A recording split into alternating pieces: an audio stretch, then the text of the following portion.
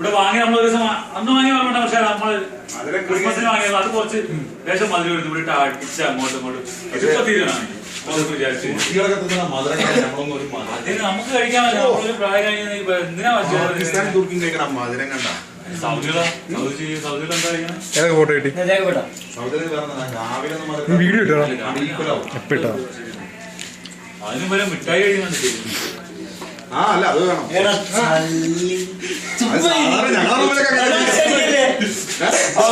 അത്